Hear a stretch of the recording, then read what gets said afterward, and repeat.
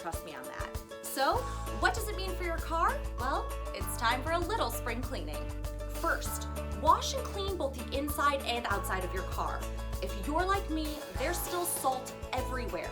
The vestiges of winter remain encrusted on my floor mats, along with my door panels, and I assume underneath my car where I can't see it. Salt looks harmless, but it's a corrosive agent that can eat away at the car, causing long-term damage like rust.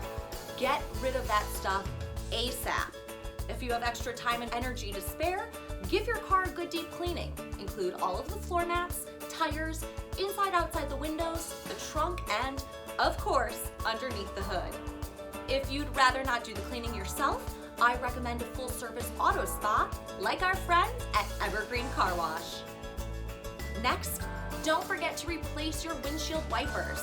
Ice, salt, sleet, and snow have done a number on those wipers this winter, so it's time for a new set.